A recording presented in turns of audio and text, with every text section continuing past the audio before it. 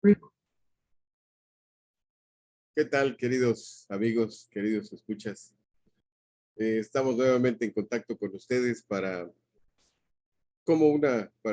mostrarles a ustedes una pequeña cápsula más de todas las que estamos incorporando en nuestro sistema de comunicación respaldado por abogados expertos en medicina. Es su amigo Guillermo Flores Flores, su servidor, quien les vamos a mostrar el tema de hoy, que es un tema bastante interesante y que amerita un gran análisis, un gran estudio, porque principalmente pues nos enfrenta ante una situación muy importante para todas las personas que tienen algo que ver con el proceso penal. La reparación del daño proviene de hechos de muy distintos orígenes.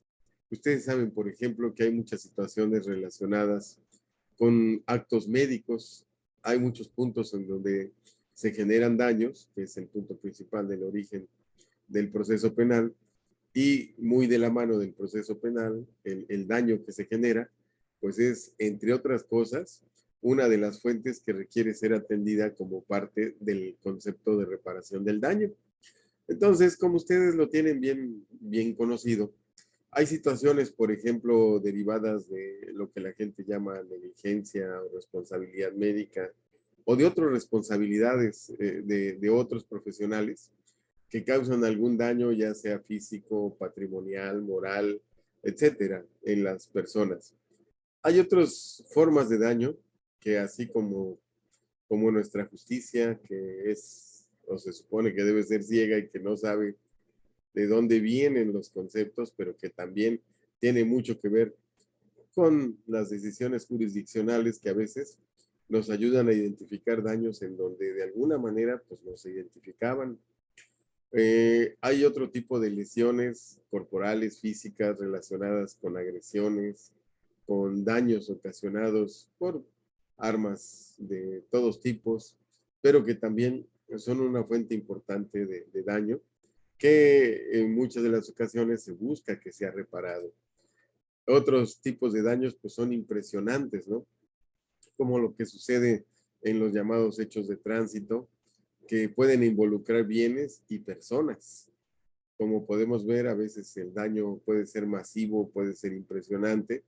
Y cuando se trata solamente de daños físicos, bueno, pues se daña el patrimonio de los propietarios, de las víctimas o del ofendido de estas situaciones, pero también en el tráfico, en el circular de los vehículos de todos los tipos, puede haber interferencias con seres humanos, lo que añade además, pues, daños ocasionados sobre las personas. Como podemos ver, incluso, de hecho, nos faltan mencionar otras fuentes de daños, porque el concepto es bastante amplio y bastante digno de ser estudiado, pero bueno, con los pequeños ejemplos que acabamos de mostrar, pues tenemos material para empezar con nuestra discusión. Entonces, nos damos cuenta, primero que nada, que la reparación del daño en el sistema penal acusatorio, ya lo vimos, es un problema demasiado complejo porque, pues muchas de las veces empezamos por identificar al titular del daño y al causante del daño, y ahí es donde tenemos muchas veces problemas verdaderamente serios. Este es un problema complejo que aun cuando, de acuerdo con muchos autores, debe ser la última parada del recorrido jurídico del proceso penal, aún no puede considerarse como una meta alcanzada en el sistema penal acusatorio. Todos ustedes, los que litigan, los compañeros ministerios públicos, mucha gente se da cuenta que en el momento de tocar el tema de la reparación del daño, se encuentra uno con verdaderos conflictos de muchos aspectos, porque generalmente participan terceros y hasta cuartos, ¿no? Resulta que, por ejemplo, pues hay titulares de garantías que se supone que deberían reparar el daño, como sucede con las aseguradoras, que algunas de las veces se constituyen en un tercer interesado que tiene muchos puntos y muchos reclamos a veces y no tan solo responsabilidades, y se agregan una serie de complejidades impresionantes para llegar a la meta de poder conseguir la reparación del daño. decíamos que de alguna forma, ¿por qué va la gente a las fiscalías? ¿Por qué se queja? ¿Por qué reclama algún problema que le ha causado a alguien? Pues generalmente estas quejas y estos reclamos van asociados con la búsqueda de una reparación del daño. Y por lo tanto, pues ya sabemos que aun cuando es un acompañante habitual del proceso penal acusatorio, pues ya lo hemos mencionado, sigue siendo un problema serio que requiere una gran atención del legislador, porque todavía desde la misma norma penal, pues hay algunos puntos que no están muy bien definidos y que muchas de las veces no son suficientes para que quien reclama la reparación del daño se pueda sentir satisfecho con la aplicación de algunas normas. Entonces decíamos que se requiere más atención del legislador para construir una base de beneficio para las víctimas del delito, que podemos considerar incluso como una obligación del Estado actualmente pendiente. Vamos a ver también más adelante en otras diapositivas que la historia nos enseña cómo se ha ido manejando, cuando menos desde que se formaliza nuestro derecho positivo, el concepto de reparación del daño. Y vemos incluso que pues no ha sido suficiente y que en realidad los conceptos que manejamos actualmente son relativamente jóvenes porque provienen de más o menos 1990, 1993, se consolidan en el año 2000 y se fortalecen con la reforma de 2008 del sistema penal acusatorio. Pero si ustedes van con el Ministerio Público, si ustedes van a alguna fiscalía, van a ver que a pesar de que la norma comienza a tomar cuerpo en cuanto a aparente beneficio para la víctima o el ofendido, todavía tenemos muchas críticas, todavía tenemos mucha gente insatisfecha que siente que no se le ha reparado el daño en la medida que busca o en la medida de sus pretensiones, por llamarlo de alguna forma. En las últimas décadas, en nuestro país, el derecho de las víctimas a obtener la reparación del daño ha presentado graves dificultades en el sistema de procesamiento penal acusatorio. ¿Por qué? Porque si tenemos un sistema ahora que es altamente probatorio, pues muchas de las veces, en la mayor parte de los accidentes, nos quedamos incompletos en la cuestión de captar o de integrar pruebas que nos ayudaran a resolver rápidamente la reparación del daño. Eso no es ninguna noticia, es más bien alguna de las cosas que la gente reclama pensando que ahí la norma se queda corta en algunos aspectos porque no apoya del todo en el sentir, en el sentir de la víctima y del ofendido sus pretensiones. En el Código Nacional de Procedimientos Penales se establecen ya algunas formalidades que no teníamos con anterioridad. Ustedes saben que, como decíamos anteriormente, para mí, antes de 1990, si bien es cierto, los procedimientos penales se originaban sobre la base de un daño o de alguna lesión, pues más bien lo que se buscaba era perseguir al culpable y no tan sólido era la base para la reclamación de la reparación del daño. Entonces, estos puntos se han venido constituyendo, ahorita lo vamos a comentar desde un punto de vista constitucional, prácticamente desde 1814, y no acabamos de construir una base lo suficientemente sólida para la reparación del daño. Ante esta problemática, podríamos decir que el proceso penal acusatorio tiene entre sus finalidades, ya lo sabemos, la de lograr la reparación del daño de manera pronta, ya que uno de los ejes fundamentales del nuevo sistema de procesamiento penal acusatorio en México es la protección integral de los derechos de las personas o de aquella persona que se considera víctima. Y esto, como ustedes lo saben, y lo vamos a seguir comentando a lo largo de esta cápsula, es realmente un verdadero desafío que se constituye en un dolor de cabeza. También todo lo que la norma manifiesta, pues se pretende que sea capaz de otorgar a los ciudadanos confianza y credibilidad en las instituciones encargadas de la procuración y administración de justicia penal. Y desde luego cambiar la idea general que existe en nuestro país en torno a que todo lo relacionado con el sistema penal es corrupción. Es un problema grande, grande, grande, como ustedes pueden ver. De hecho, muchos de los litigantes pues sabrán que a la fecha hay muchos de sus representados totalmente insatisfechos porque no se les ha reparado el daño en la medida o en la extensión que ellos esperaban. ¿Pero qué es el daño?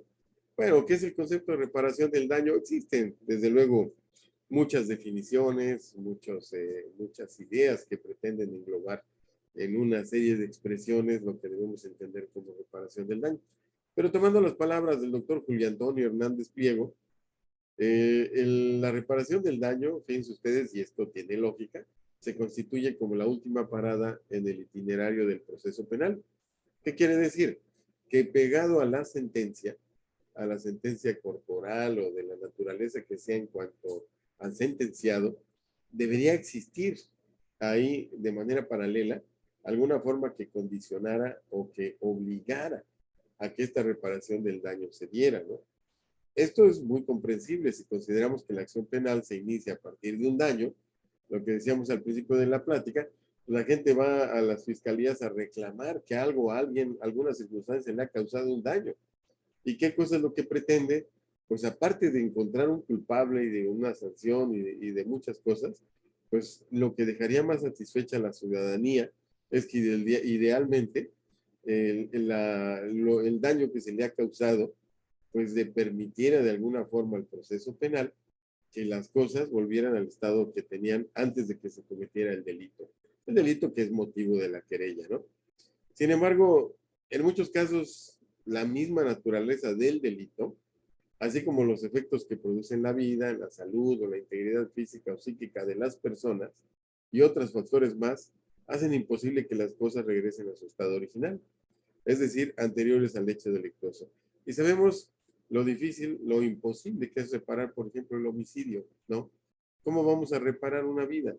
De alguna manera se tratan de buscar explicaciones, se tratan de buscar muchos intentos de beneficio de las pretensiones del ofendido, pero es una cuestión que sigue aún sin ser resuelta de manera amplia.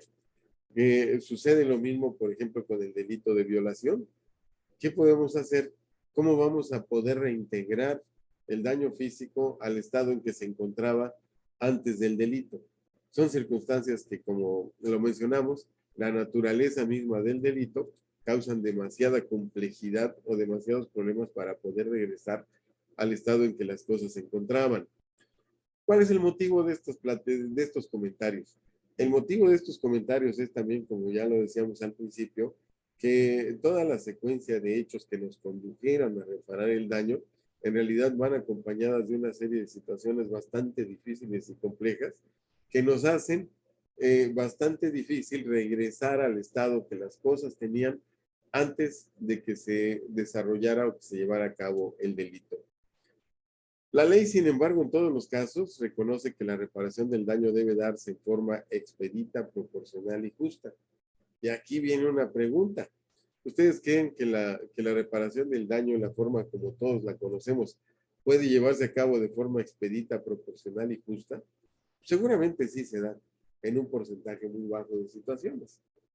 A mí me tocó ver en algunas ocasiones que había buena voluntad y buena disposición de aquel que causaba el daño y que facilitaba que se llevara a cabo una reparación expedita, proporcional y justa.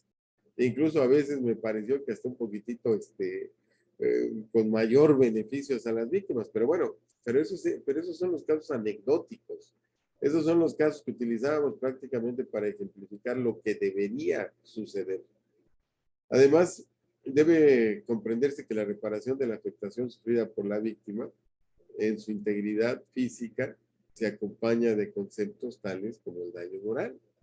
El resarcimiento de los daños comprende igualmente el de los perjuicios o ganancias lícitas que no se recibieron por efecto del delito y otros conceptos que veremos un poco más adelante. Y aquí no es difícil pensar, ¿no? Que, por ejemplo, alguna persona que sufre un hecho de tránsito, que es atropellada, que permanece 6, 7, 8, 10 meses con un yeso, que no le permite movilizarse, no le permite llevar a cabo sus trabajos, pues está perdiendo por cuestión de lucro cesante, cuando menos, lo que pudiera hacer a sus salarios también pierden oportunidades. A veces hay gente que dice, oiga, pero es que a mí me iban a nombrar gerente de tal área, de tal banco, y ahora ya no puedo hacerlo.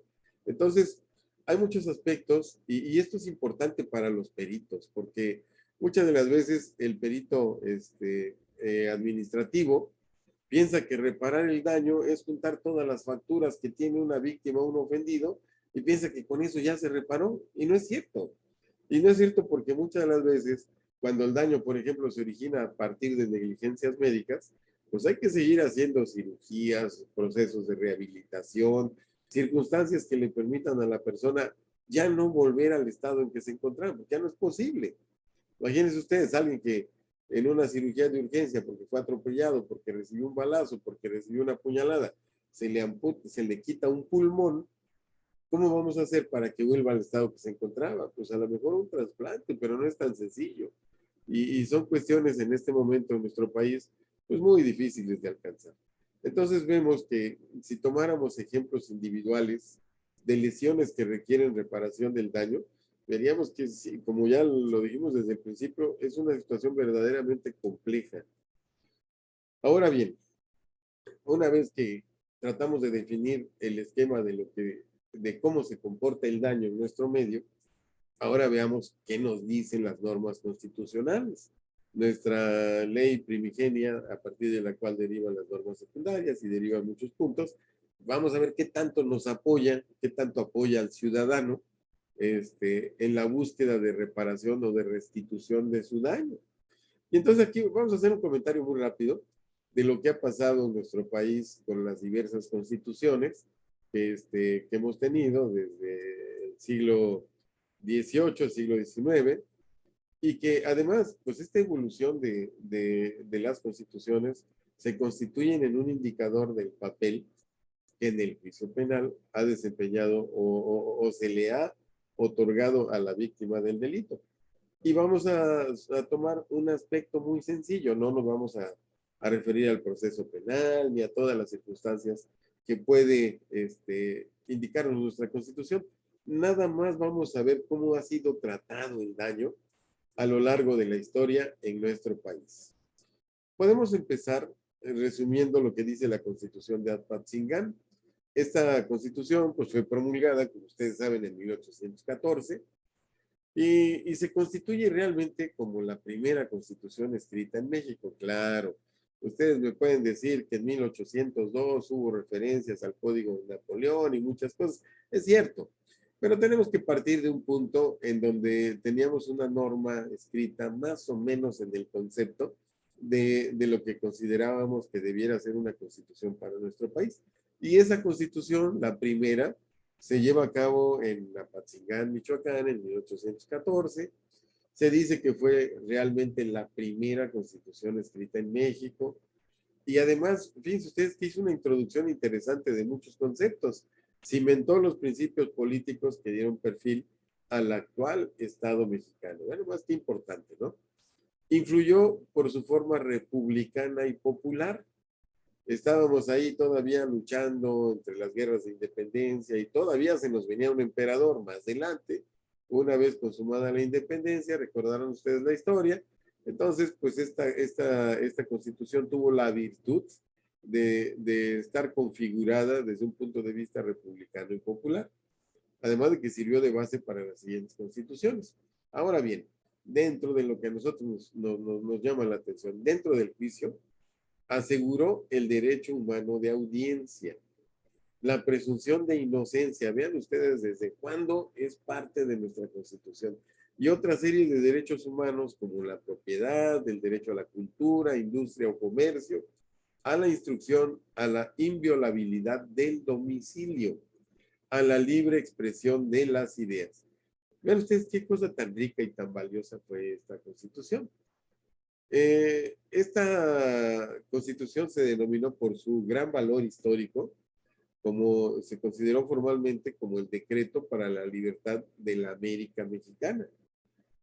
Sin embargo, vean ustedes, aquí viene lo crítico de este asunto, ¿no? Ninguna referencia hizo a los derechos humanos del ofendido o la víctima del delito. Y como consecuencia, pues menos a la reparación del daño causada por el delito. Si la víctima y el ofendido no tenían una personalidad, pues sus derechos menos. Así que vean ustedes, a pesar de que tenemos una primera constitución con una construcción normativa muy importante para la sociedad, pues era la sociedad que no estaba involucrada con la condición de víctima o con algún evento delictuoso, ¿no? Como acabamos de ver. Pues ya desde ahí empezábamos a deberle a la sociedad. Después, 1824, sucede lo mismo en una constitución que tuvimos vigente por ahí de 30 años, porque se acordarán que la siguiente, 1857, pues nos deja un lapso de aproximadamente 30 años en el país. Esta constitución, la de 1824, además añade a lo que ya había determinado en nuestra constitución de Apatzingán. Esta le añade prohibición de toda clase de tormentos, la aplicación retroactiva de la ley. Desde 1824 está prohibida la aplicación retroactiva de la ley. La pena de confiscación de bienes, previó la intrascendencia de las penas. Ya desde ese momento había conflictos entre el concepto de la pena y donde todo el mundo dice, oye, es que para que se acabe el delito ponle una penalidad muy elevada. Y desde esa época se vio con una población muy limitada que no era la solución para detener el delito. También esta constitución, vean ustedes, y esto es para recordarlo, ¿no? Estableció las bases de la prohibición de la autoincriminación en juicio. Ahorita, por ejemplo, nosotros debemos tener mucho cuidado cuando con un detenido, el policía, en el momento de hacerle la lectura de sus derechos o de lo que ustedes quieran, lo obliga a autoincriminarse. Y ahí tienen ustedes un elemento de nulidad que estuvo establecido desde 1824. Se empezaron a dar algunos otros medios alternativos de solución de controversias. Fíjense ustedes, el arbitraje tuvo prácticamente sus bases en la Constitución de 1824. No reguló las llamadas garantías individuales y por consecuencia, lamentablemente, los derechos del ofendido y de la víctima en el proceso, pues siguieron igual sin tener la atención del legislador y del constitucionalista, que mucho hubiera ayudado, porque mucho hubiera evolucionado este concepto si desde ese momento, desde 1824, cuando el constituyente lo tiene a la vista, pero no lo considera. Entonces, vemos que llegamos después, 30 años después, bueno, aproximadamente 30 años.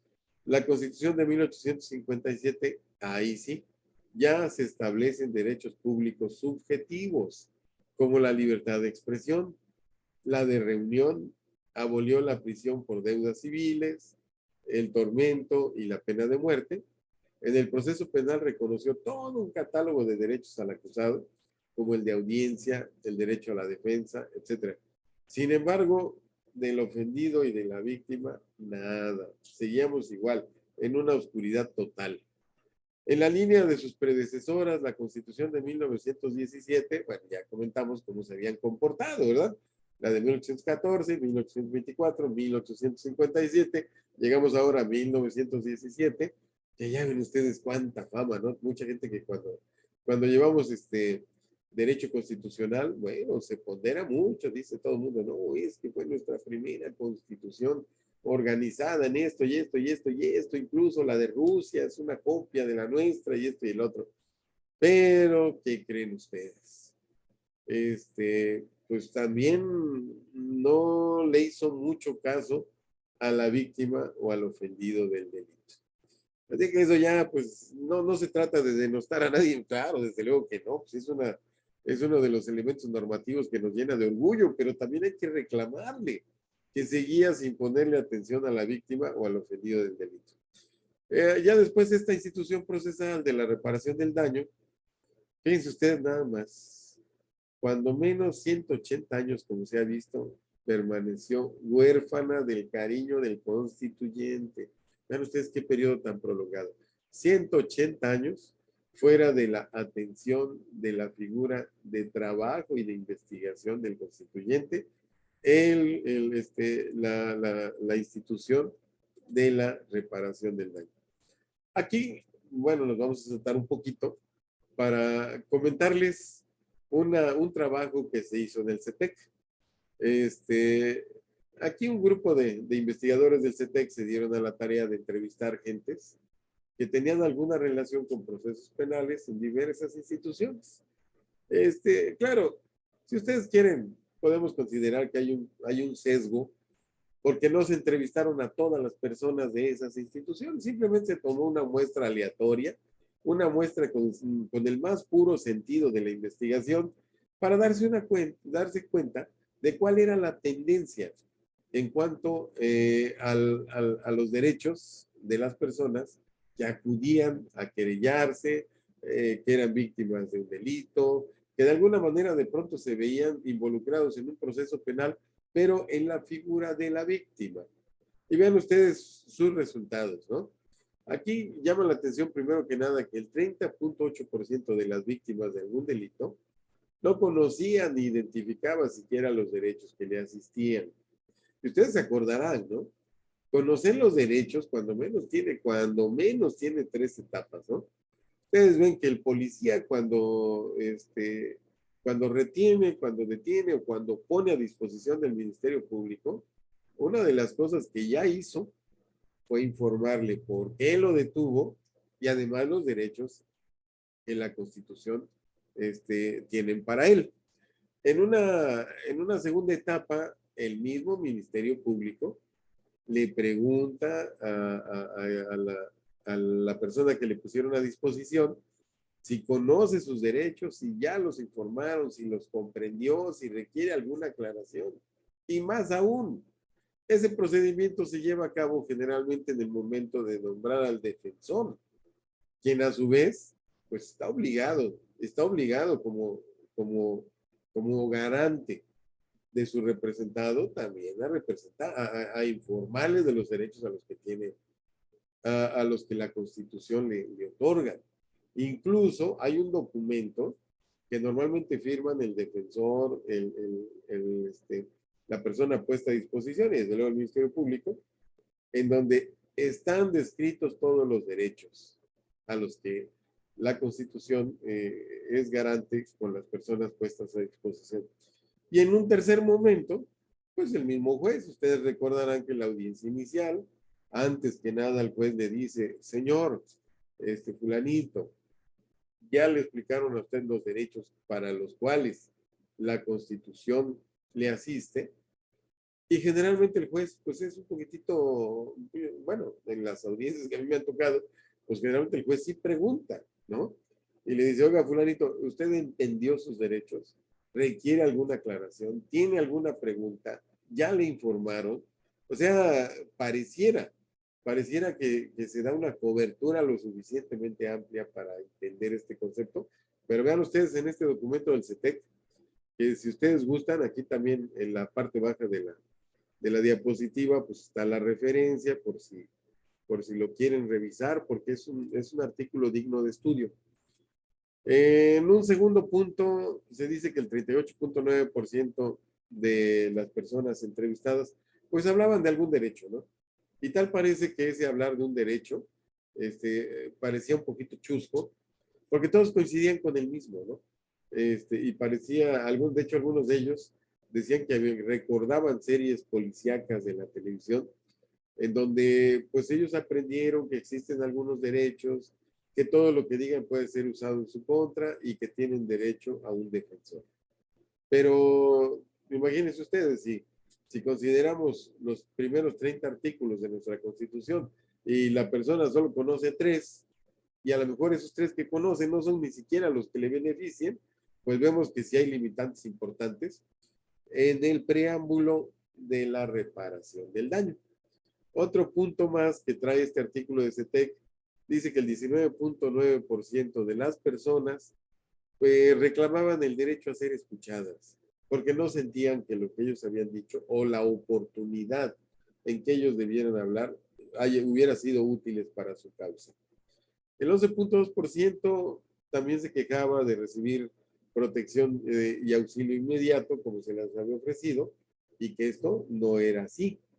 había reportes de gente que tuvo un accidente, alguna situación de este tipo, un asalto, un robo, y que permanecían horas esperando a que apareciera la autoridad.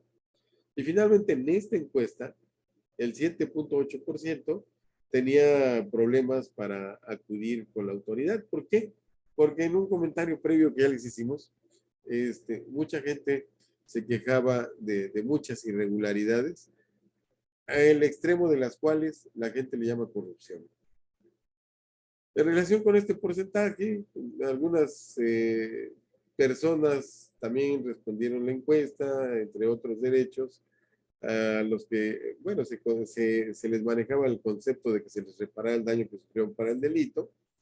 Y la verdad, mucha de esta gente se sentía desilusionada porque al parecer ni su abogado, ni la policía, ni a veces, ni la misma autoridad judicial, según estos comentarios, habían hecho su trabajo de manera eficiente para que estas personas pudieran a veces recuperar un poco de lo perdido. Porque hay mucha gente que dice, bueno, pues yo ya ni siquiera quiero que me paguen mi casa, que me paguen mi carro, que me paguen tal lesión. Algunas personas decían, bueno, pues con que me paguen una cirugía, pues ya después yo veo cómo le hago.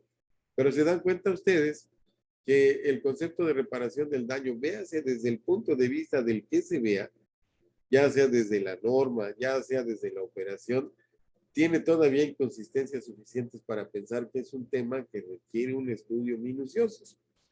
En fin, hace rato decíamos también que para 1993 hay una reforma donde el Pacto Federal publica en el Diario Oficial de la Federación, el 3 de septiembre del 93, ya comienza a hablar de una modificación al artículo 20 de la Constitución, en donde el ofendido y la víctima ya se consideran sujetos de reparación del daño cuando proceda.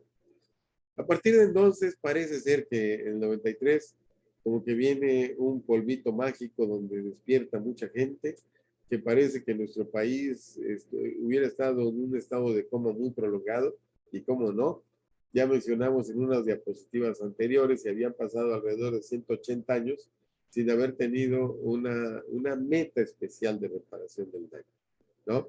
Entonces ya para 1993 comienzan a establecerse nuevas intenciones, nuevas normas, nuevos cuidados, buscando que ya la reparación del daño se constituya como lo que es, ¿no? Como una institución que debe estar presente y debe ser de beneficio para el ofendido y la víctima. Y vemos que en la reforma constitucional que se publica en el Diario Oficial de la Federación el 21 de septiembre del año 2000, se adicionó al artículo 20 con un apartado B, en el que se consideró como garantía de la víctima o el ofendido el que se le repare el daño. Aquí lo marcamos con una letra especial porque vale la pena entender en qué consistía en ese momento el presupuesto de reparación del daño. Y había dos participantes, ¿no? Por un lado, establecía la obligación para el Ministerio Público de solicitar la reparación del daño.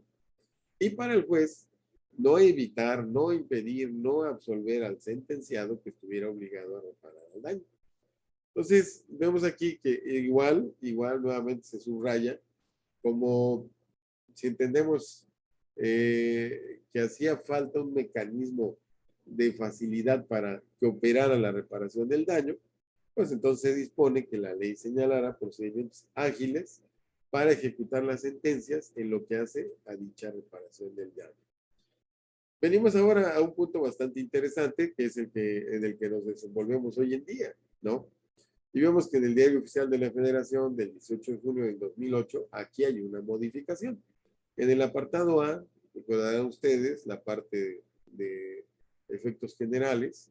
En la fracción primera del artículo 20 constitucional aparece, entre otros, como objeto del proceso penal. ¿Se acuerdan ustedes de esa parte?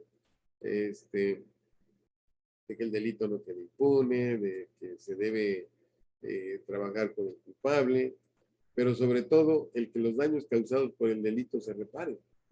Entonces ya queda como un formato interesante constitucional en donde ahora sí ya comienza a ser objeto importante de análisis. Más adelante, en el apartado C del mismo dispositivo constitucional, estamos hablando del artículo 20, al enlistar en su fracción cuarta los derechos de la víctima o el ofendido, se destaca la reparación del daño. Y en los casos que sea procedente, se obliga al Ministerio Público a solicitarla. Aquí, pues la coadyuvancia es importante, ¿no?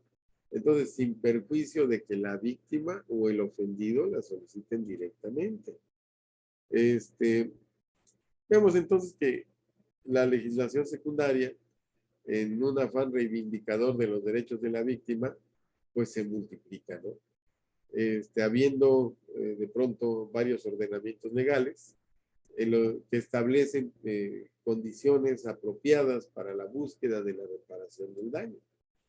Y encontramos en esta tesitura, cuando menos en la Ley General de Víctimas, al Código Penal Federal, que después fue secundado prácticamente por todos los códigos de los estados, y al Código Nacional de los Procedimientos Penales.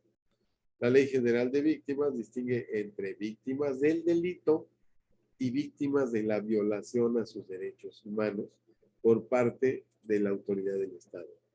La propia Ley de Víctimas reconoce que la calidad de víctima se adquiere con independencia de que se individualice, aprenda, procese o condene al responsable, o más allá de cualquier relación laboral, afectiva o familiar entre la víctima y el inculpado. Si vemos este comentario, pues ven ustedes que el desarrollo del concepto de víctima es tremendamente amplio, ¿no? Y no tiene requisitos de construcción, es decir, pues puede estar detenido, puede no estar detenido el culpable del delito, pero independientemente de eso, la víctima existe, ¿no? Un punto que en nuestras constituciones anteriores no se había subrayado de manera tan puntual. Y vemos también que este nuevo ordenamiento legal asume una posición generosa, ofrece un cuadro amplio de potestades en el procedimiento y en el proceso penal, y por supuesto comprende el derecho que la víctima y el ofendido le sean reparados los daños en forma expedita y justa. Y en los casos en que la autoridad judicial dicte una sentencia condenatoria, no podrá absolver del pago de la reparación del daño, que si no es solicitada por la víctima o su abogado, lo hará obligatoriamente el Ministerio Público. Comenzamos a tener una cobertura un poquitito más benéfica para el ofendido, perdón, y la víctima. Vuelvo a recordar, aquí tenemos que hacer una reflexión de lo que hemos mencionado anteriormente. Una cosa es lo que dice el texto, una cosa es lo que dice nuestra norma, y otra cosa, tristemente, es que se pueda aplicar. Porque hay tantos puntos, tantos aspectos que hacen muy difícil este punto, que la verdad sí amerita una reflexión muy cuidadosa. La Ley General de Víctimas también menciona el derecho de ser indemnizado por el Estado en relación con los errores judiciales. En la hipótesis de que no se ordene la reparación del daño, siendo esta procedente, a impugnar ante la autoridad judicial las omisiones del Ministerio Público en la investigación de los delitos, así como las resoluciones de reserva, no ejercicio, desistimiento de la acción pensada o suspensión del procedimiento, independientemente de que se haya reparado o no el daño. Si ustedes se dan cuenta, todos estos puntos parecieran muy sencillos, pero en la vida práctica ameritan un análisis muy cuidadoso. Por ejemplo, las resoluciones de reserva, ya sea reserva temporal o reserva definitiva, ¿cuándo se dan? Cuando se supone que el Ministerio Público no tiene suficientes elementos de convicción, pero los puede conseguir. Bueno, hagamos una reserva temporal. Cuando definitivamente es imposible proceder, bueno, pues hagamos una reserva definitiva. Pero, ¿qué sucede cuando no se ha investigado cuidadosamente? Cuando no se ha buscado la especialización necesaria, los peritos correspondientes, y solamente hay una serie de omisiones que complican más a la víctima o al ofendido. Todos esos puntos tienen que analizarse de manera cuidadosa. A pesar de que actualmente tenemos el artículo 258, en donde podemos acudir con el juez y de alguna manera manifestar si estamos o no estamos de acuerdo en el caso de ser defensores, ¿verdad? O la misma víctima, si no tiene el entendimiento suficiente de que las decisiones que se han tomado para una determinación han sido las pertinentes, las ideales, las apegadas a la ciencia, entonces puede manifestar de manera importante su rechazo a este tipo de determinaciones. Y eso pasa también con el no ejercicio de la acción penal. Este es un punto que a veces pareciera no tener discusión, ¿no? ¿Por qué? Pues porque a veces es cuestión simplemente de materia. Ver, por ejemplo, situaciones que no son del tipo penal en áreas en donde se trabaja con la materia penal, bueno, pues piensa uno simplemente, pues a mí no me toca, ¿no? Hay que ir al área correspondiente, pero también hay que tener cuidado porque hay conductas ilícitas que se sobreponen o que pasan muy cerquita, ya sea del derecho civil, del derecho penal, del derecho administrativo, del derecho mercantil, y hay que tener mucho cuidado con esas determinaciones. Y así, en general, todas las demás que pudiera hacer en un momento dado el Ministerio Público para la terminación anticipada del proceso, pues hay que tener cuidado de que no vaya a ser una situación que complica más el estatus de la víctima o del ofendido. En esta corriente reivindicatoria de los derechos de la víctima o del ofendido, hay también, en la Ley General de Víctimas es mucho más extensa y es mucho más amplia. Solamente tomamos un pequeño puntito para introducirnos y ponernos en contacto con esta norma. Pero por cuestión también a veces un poquito de tiempo, ya haremos un análisis cuidadoso de la Ley General de Víctimas, como lo vamos a hacer en relación con toda la normatividad que podamos manifestarles a manera de una cápsula. Pero en este momento vamos a compartir 3 puntos, ¿no? Decíamos de 3 normas de la Ley General de Víctimas, del Código Penal Federal y del Código Nacional de Procedimientos Penales. Entonces, retomando otros puntitos del Código Penal Federal, vemos que el artículo 30 nos habla de que, o nos dice que la reparación del daño, vean ustedes, en consonancia con lo que dice el resto de la normatividad, nos dice que la reparación del daño debe ser integral, adecuada, eficaz, efectiva, proporcional a la gravedad del daño causado y a la afectación sufrida. Comprenderá cuando menos, aquí, si quisiéramos hacer reflexiones o manifestar lo que se ha visto en otras situaciones, vemos que, por ejemplo, a veces la parte de proporcional es muy complicada, muy complicada. En lo personal, alguna vez me tocó ver un peritaje, por ejemplo, en hechos de tránsito, donde ustedes ven un vehículo que, pues de un costo muy elevado y que ustedes ven que el peritaje dice que la reparación del daño es de 4,000 pesos, ¿no? Por decir algo, por poner un ejemplo. Y recuerdo la queja de la propietaria que me decía, oiga, usted, es que nada más los focos de la unidad que quebraron vale 12,000 pesos. Entonces, son puntos que ameritan un análisis muy cuidadoso y debe uno apegarse exactamente a los conceptos de que la reparación del daño sea integral, adecuada, eficaz, desde luego efectiva, proporcional a la gravedad del daño causado y a la afectación sufrida. Y ya de aquí pues nos vamos a desglosar este artículo 30 y vemos que en su primera fracción dice que la restitución de la cosa obtenida por el delito, y si no fuera posible, pues el pago del precio de la misma deberá ser en relación con su valor actualizado.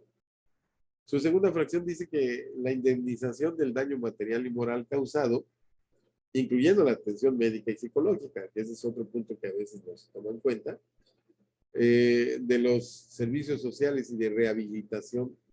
Imagínense ustedes a alguien que es atropellado, se le fractura la pierna, le aplican prótesis, placas, tornillos, y a las 6 semanas le quitan las placas y los tornillos y le dicen, pues ya señor, ya su piernita ya está, ya pegó el hueso, se acabó el compromiso. Y no, no es cierto. Hay que rehabilitarlo, hay que ayudarlo a que vuelva a caminar, hay que ver que no quede con dolor, que no quede con secuelas. En fin, son aspectos de mucho cuidado y de mucha reflexión.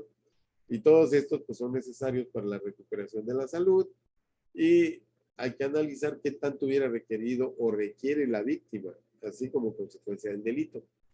El punto 3 de este artículo 30 del Código Penal Federal nos dice que también debe buscarse el resarcimiento de los perjuicios ocasionados. ¿Qué quiere decir esto? Bueno, por un lado están los daños, pero la persona puede sufrir perjuicios. ¿Cuáles? Pues el tiempo que esté en cama algunas veces podrá no recibir su salario. Hay diversas condiciones laborales en las que una víctima se puede encontrar y puede verse afectada. Puede suceder que a lo mejor va a recibir un contrato, va a recibir un trabajo extra, va a recibir alguna manifestación de ingresos para su familia y le van a causar perjuicio porque no va a estar en condiciones de poder afrontarlos. La fracción cuarta dice que el pago de la pérdida de ingreso económico y lucro cesante, bueno, ya lo habíamos comentado, se tomará como base el salario que del momento de sufrir el delito tenía la víctima y en caso de no contar con esa información, será conforme al salario mínimo vigente en el lugar en que ocurre el hecho. Esta fracción como que habrá que tomarla con cuidado, porque ustedes verán que la miscelánea fiscal y muchas cosas van cambiando. Entonces, pues tendremos que ver realmente ahora cuál es el monto de un salario, ¿no? Esta norma me parece que es de 2014, pero bueno, hay que checar esos puntos.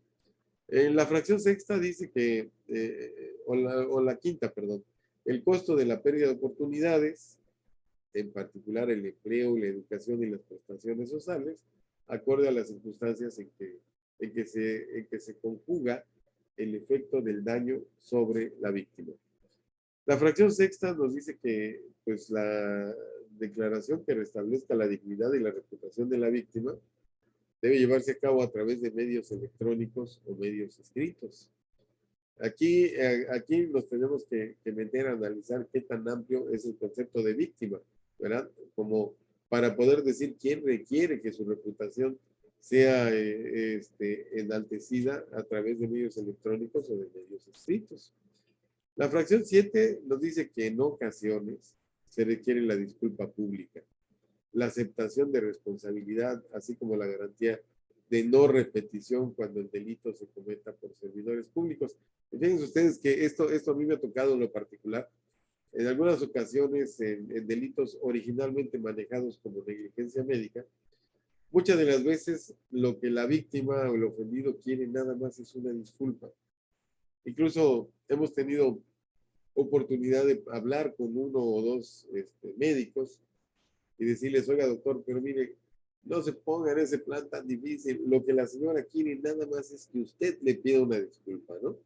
Y luego ahí nos vienen una serie de respuestas, no, yo jamás lo voy a hacer, porque yo soy un especialista que requiere mucho respeto, muy entrenado, muy especializado, y la señora no sabe medicina.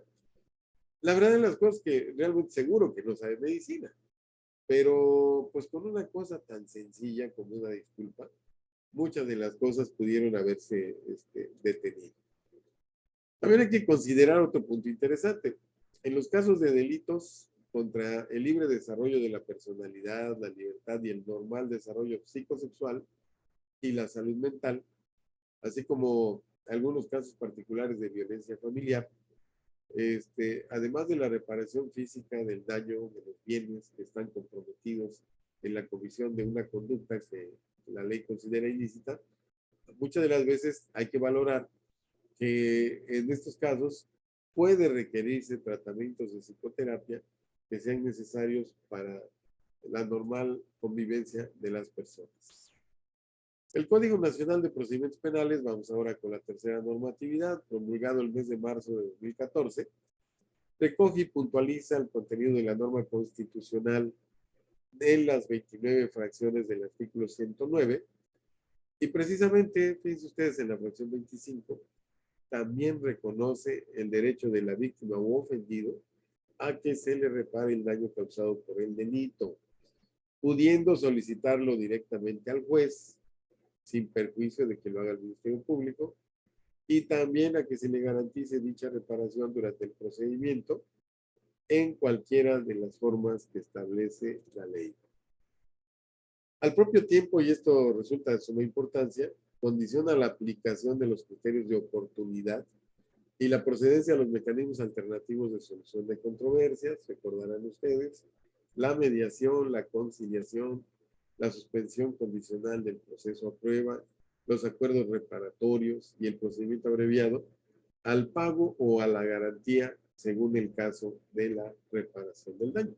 También nos acordaremos que la norma habla también de que se trate de delitos cometidos sin violencia contra las personas y otras exigencias más. Pero lo que sí es importante es que en estos casos, para que se aplique un probable beneficio en favor del imputado, una de las características más importantes es que se haya llevado a cabo la reparación del daño.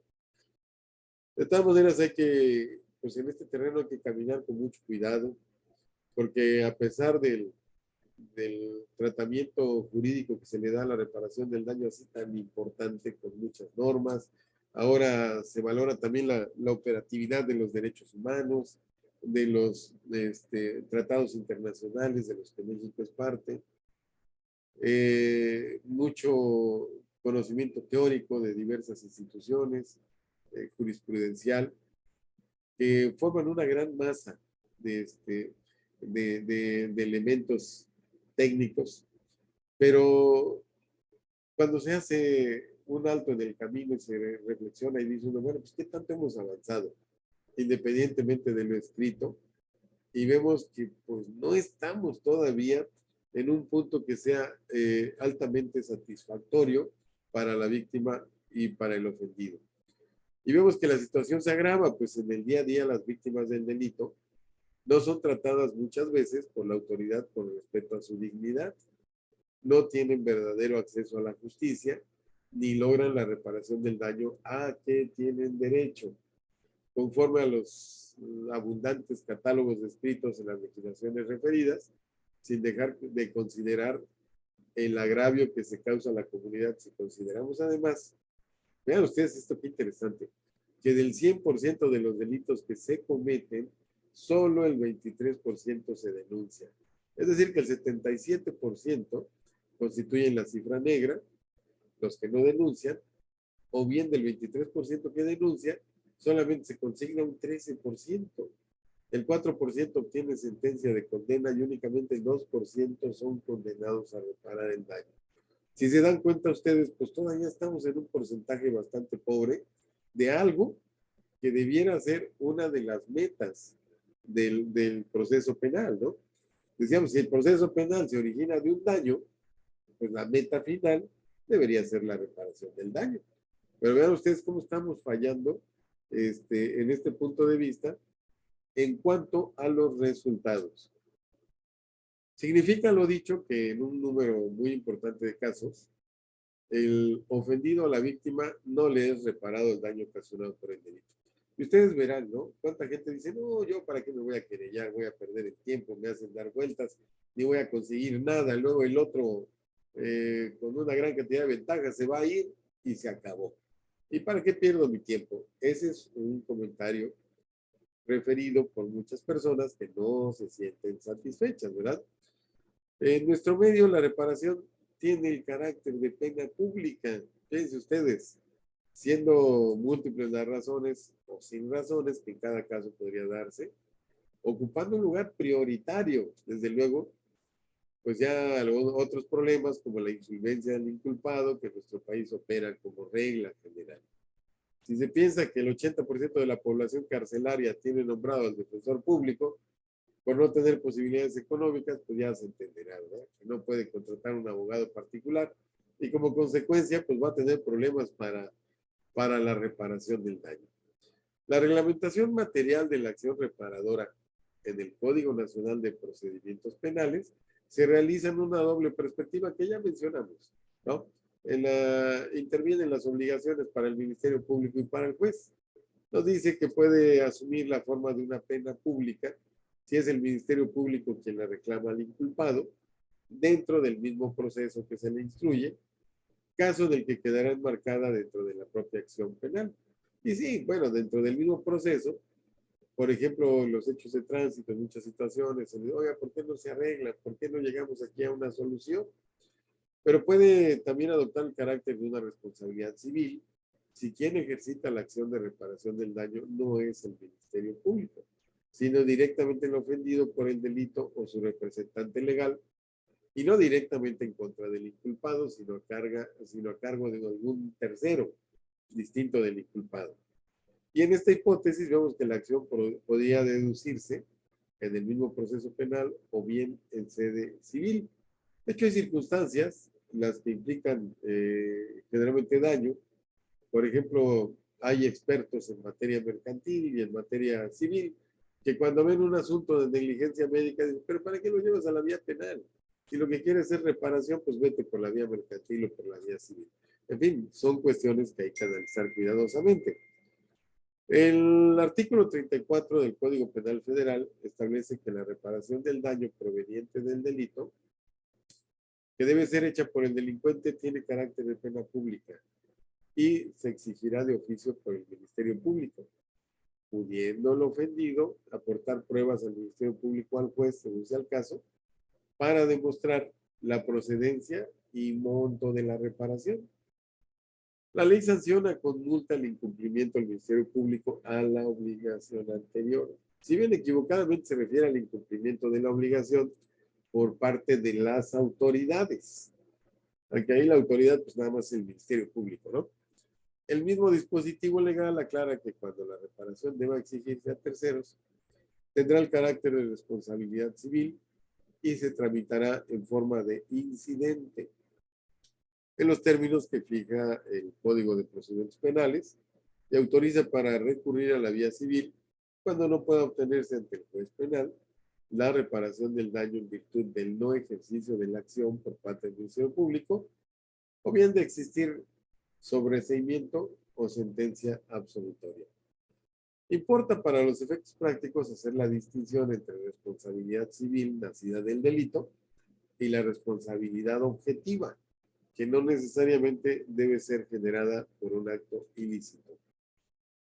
Como regla general, la acción de reparación del daño constituye una pena pública en nuestro medio, en la medida que corresponde su ejercicio obligatoriamente al Ministerio Público y el juez no puede dejar de condenar a su pago. Claro, en la situación de que sea procedente, indudablemente. La reparación del daño resultaría cuestión accesoria en el proceso solo cuando, ejercitada la acción penal por el Ministerio Público, el ofendido o su legítimo representante promovieran la reparación del daño en el propio juicio contra algún tercero ajeno al inculpado, adoptando así la forma de una responsabilidad civil. La accesoriedad deviene de la circunstancia relativa a que de no ejecutarse por el ofendido o su representante legal la acción civil de reparación del daño, pues ello no tendría relevancia en cuanto al objeto principal del proceso. O sea, no se afectará por ello la resolución legal del conflicto de intereses que se propone el proceso penal. Si hasta ahora el Estado, esta es una reflexión interesante, se había abocado de modo excesivamente parcial al castigo del delito, dejando librada a la víctima a su propia suerte, asegura Alvin Esser, ahora se le dedica a ella con toda justicia mayor atención, puesto que la paz jurídica perturbada por el delito solo es verdaderamente restablecida cuando se le hace justicia a la víctima, no solo al autor, sino también a la víctima. Nuestras legislaciones constitucional y procesal orientan su criterio hacia el terreno de unificar las acciones penal y reparadora, cuando sea el Ministerio Público el que las ejercite.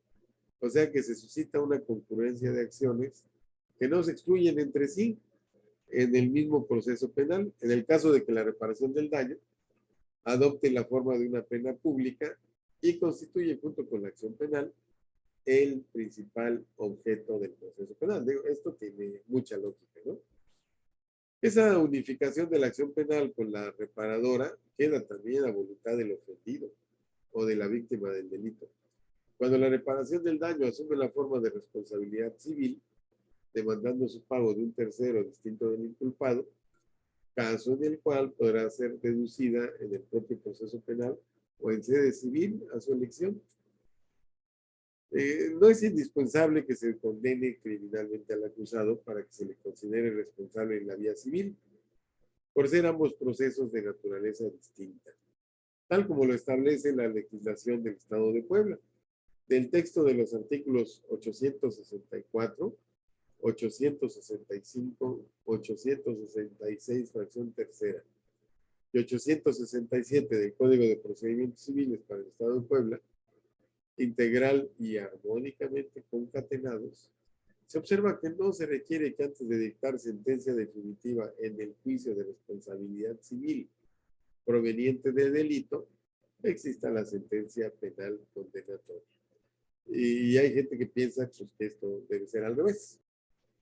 Toda vez que admitir ese criterio haría negatorio el derecho que establecen los artículos en comento, a fin de que la víctima del delito o los parientes o las personas facultadas legalmente para ello puedan hacer efectivo a través de la vía civil el daño causado por el delito o como consecuencia de este, porque se podría llegar al extremo de que si no se aprende al inculpado oportunamente, la acción penal se extinguiría y nunca se dictaría la sentencia, menos condenatoria del proceso penal y correlativamente pues tampoco en esta dinámica pues tampoco se pronunciaría en el juicio civil. El fallo que se emita en esta no está condicionado, ni debe condicionarse la sentencia penal, pues ambos procesos y consecuentemente las sentencias son de naturaleza distinta. El juicio penal es de orden público, la sociedad está interesada en él y su fin último es la determinación de la comprobación del cuerpo del delito y la responsabilidad penal del acusado. ¿Lo estarán de acuerdo ustedes?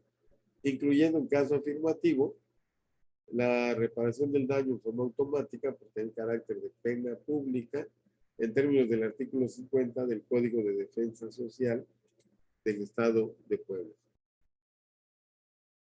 La reparación del daño también es exigible a personas distintas del inculpado. El artículo 32 del Código Penal Federal establece quiénes son esos terceros a que se puede reclamar el daño.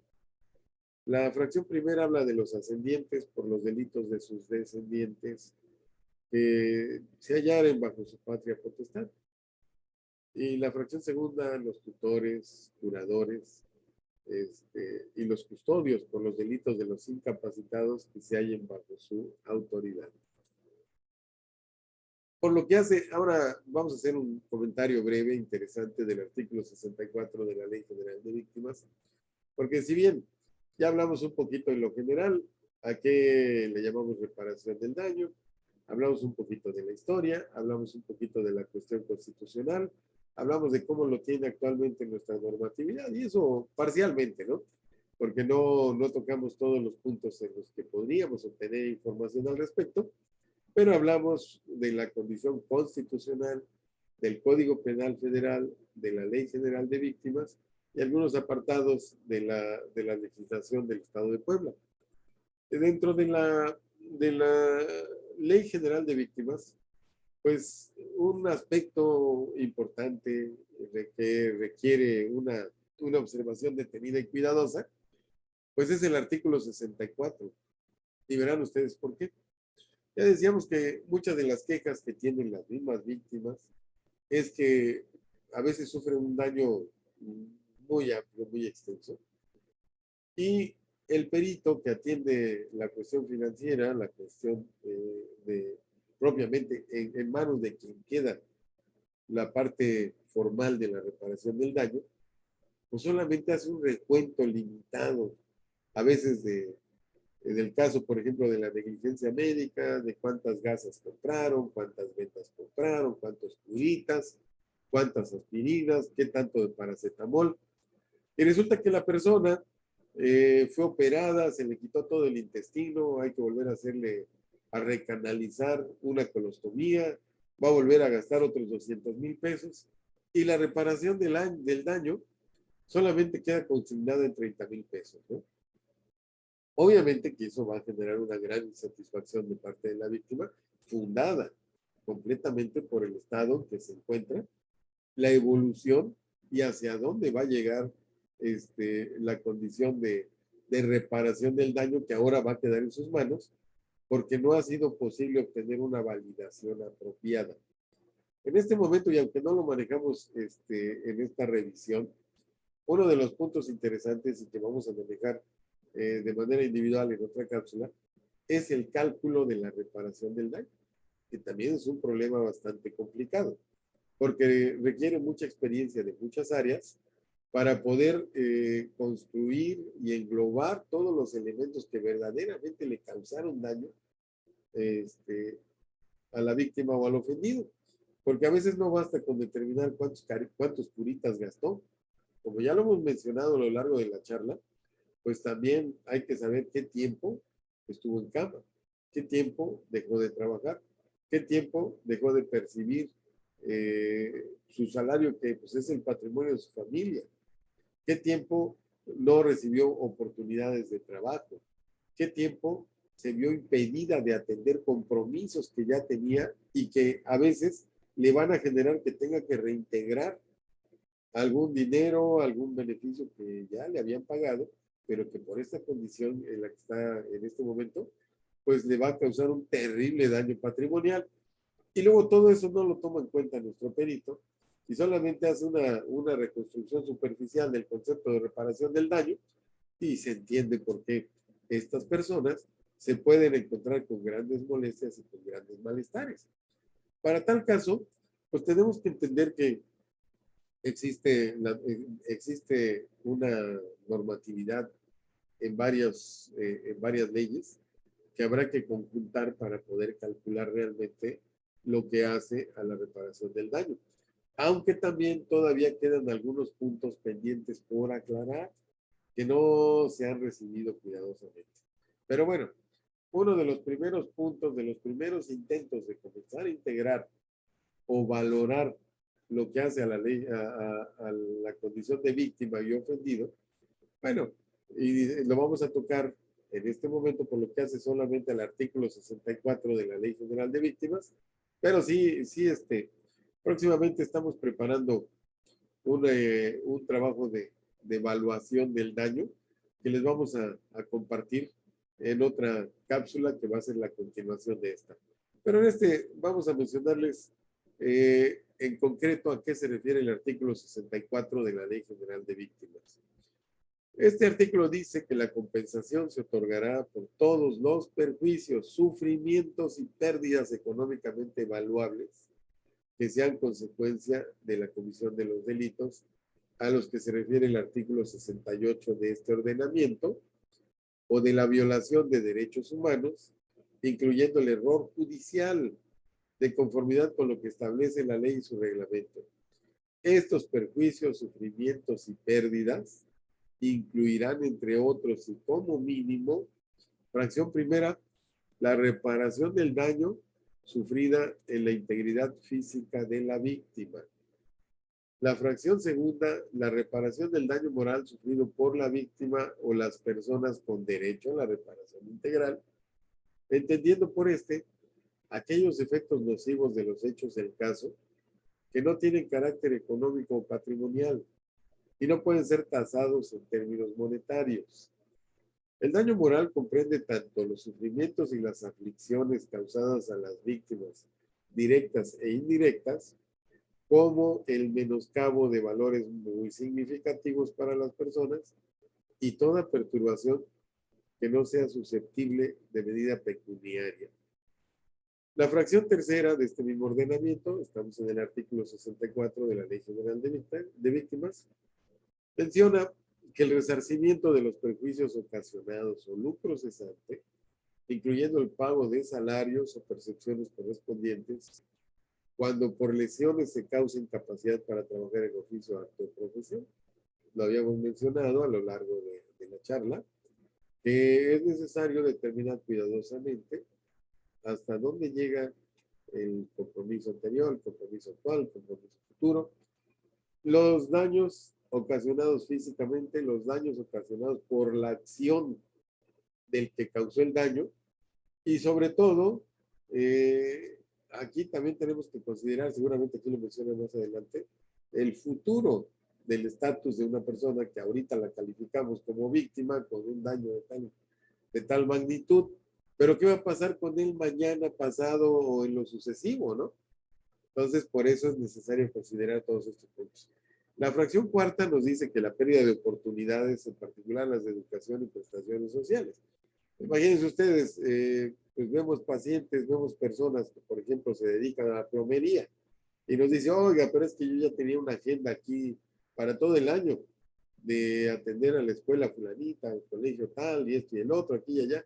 Y ahorita no tan solo los voy a perder, sino que voy a quedar mal y tengo que reponer el dinero que me habían adelantado. Una situación muy complicada, ¿verdad? Que viene en la fracción quinta. Los daños patrimoniales generados como consecuencia de delitos o violaciones a derechos humanos.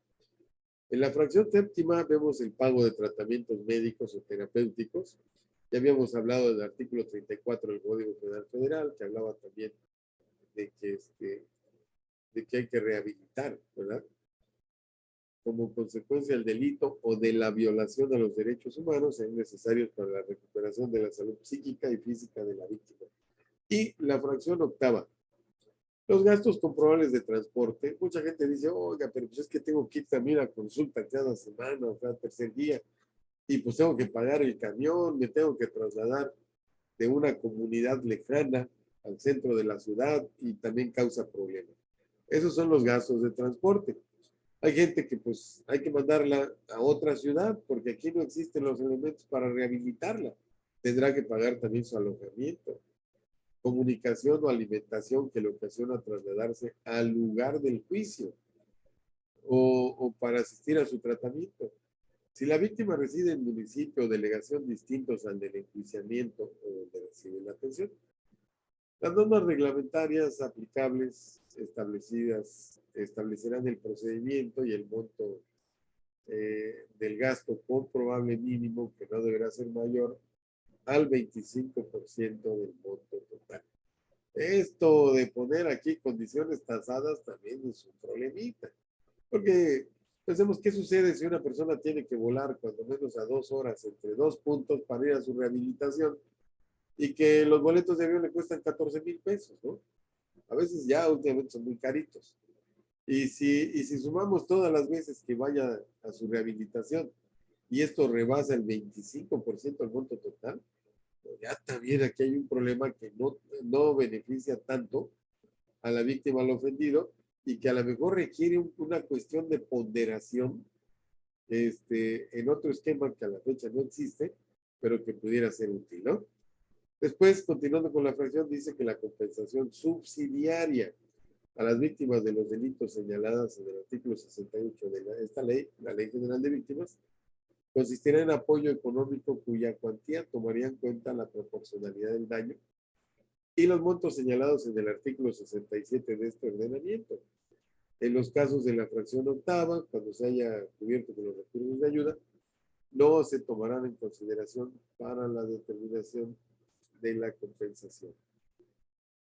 Y ya en este sentido, casi para terminar, la Ley General de Víctimas reconoce este derecho de la manera siguiente. En su artículo 26, determina que las víctimas tienen derecho a ser reparadas de manera oportuna, plena, diferenciada, no confundir conceptos, transformadora, tienen que aportar un beneficio, integral y efectiva para el daño que han sufrido como consecuencias del delito o hecho victimizante que las ha afectado, o de las violaciones de derechos humanos que han sufrido, comprendiendo medidas de restitución, rehabilitación. Vean ustedes, esto que hemos comentado, compensación, satisfacción y medidas de no repetición. De acuerdo con la citada ley, a partir del artículo 27 y los instrumentos internacionales que ya hemos mencionado, el concepto de reparación integral comprende todas las medidas de restitución, rehabilitación, compensación, satisfacción y garantías de no repetición en sus dimensiones individual, colectiva, material, moral y simbólica. Se debe reparar a toda persona que resienta una afección siempre y cuando exista un nexo causal entre los hechos, las violaciones de derechos humanos declaradas y los daños acreditados. En el ámbito del sistema universal, la Declaración sobre los Principios Fundamentales de Justicia para las Víctimas de Delito y del Abuso de Poder de la Organización de las Naciones Unidas reconoce una definición muy amplia de víctimas en los términos siguientes. La fracción primera dice que se entenderá por víctimas a las personas que individual o colectivamente hayan sufrido daños, inclusive lesiones físicas o mentales, sufrimiento emocional, pérdida financiera o menoscabo sustancial de los derechos fundamentales, como consecuencia de acciones u omisiones que violen la legislación penal vigente en los Estados miembros, incluida la que proscribe el abuso de poder.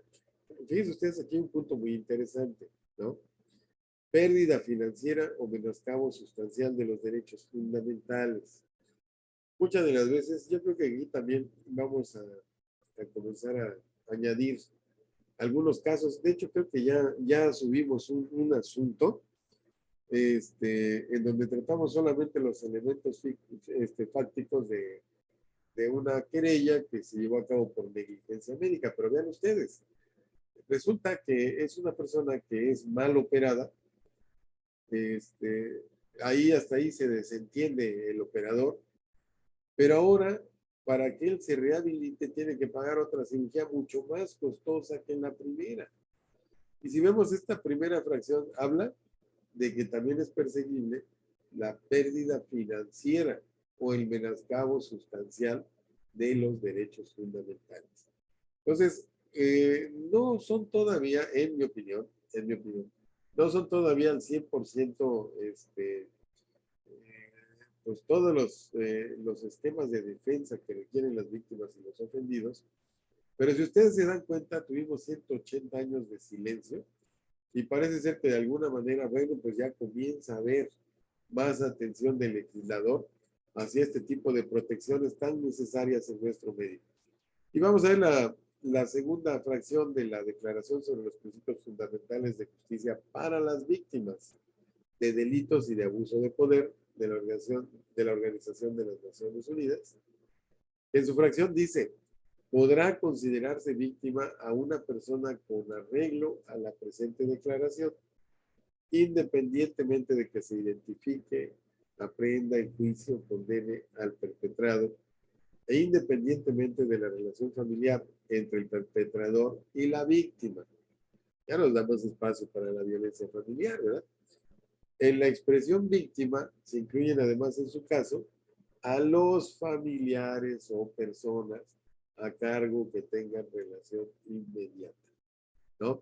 Así que ya aunque después de una querella, aunque la esposa le diga, no, es que él me puede pegar porque es mi marido, pues ya tenemos aquí un punto interesante donde nos dice que la condición de víctima incluye a los familiares o personas a cargo que tengan relación inmediata con la víctima directa y a las personas que han sufrido daños al intervenir para asistir a la víctima en peligro o para prevenir la victimización. Y ya para el derecho constitucional mexicano, la reparación del daño, ya lo mencionamos, es un derecho fundamental de las víctimas, reconocido en los artículos 1 y 20 constitucionales, en relación con los artículos 8, numeral 1 y 25 de la Convención Americana sobre Derechos Humanos, de los que se advierte el ánimo de preservar los derechos fundamentales de las personas en contra de actos que pretendan violentarlos. Pues el tema, como les decíamos, es bastante amplio, requiere muchas más cápsulas, un verdadero frasco de cápsulas que vamos a seguir tomando para seguir compartiendo con ustedes esta información que es parte de la investigación que se hace en este despacho que está para servirles, abogados expertos en medicina, y que vamos a compartir con ustedes en lo sucesivo. Muchísimas gracias por su atención. Soy Guillermo Flores, parte del despacho Abogados Expertos en Medicina, en donde estamos para servirles y para compartir con ustedes todos estos elementos de investigación. Esperamos que de alguna forma tengan alguna utilidad para todos ustedes. Muchísimas gracias y estaremos en contacto con ustedes en nuestra siguiente cápsula. Hasta pronto.